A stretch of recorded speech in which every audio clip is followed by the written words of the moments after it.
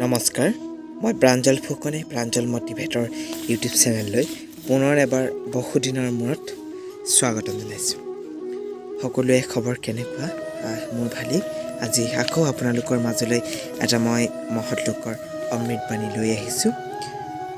মহৎলোকৰ বাণীটো হৈছে, কুকুনেচীয়া বাঘৰ লগত থাকা, অতি সোনকালেই তুমিও গুজৰিবলৈ শিকিবা। এই মহান অমৃত বাণীষাৰ কৈছিল স্পেনিছ প্ৰবাদে। তেওঁ কৈছিল যে কুকুৰনেচীয়া বাঘৰ লগত থাকা, অতি সোনকালেই তুমিও গুজৰিবলৈ শিকিবা। এটা মহান মহৎলোকৰ অমৃত বাণী হয়। বহুত ভাল, বুজি পালে সবাই। অৰ্থাৎ তোমাৰ সংটো কেনেকুৱা, তোমাৰ লগৰ মানুহখিনি কেনেকুৱা, ভাল নে বেয়া। যদি তুমি ভালৰ লগত আছা, ভাল হ'বা, আৰু যদি তুমি বেয়াৰ লগত আছা, বেয়া হ'বা।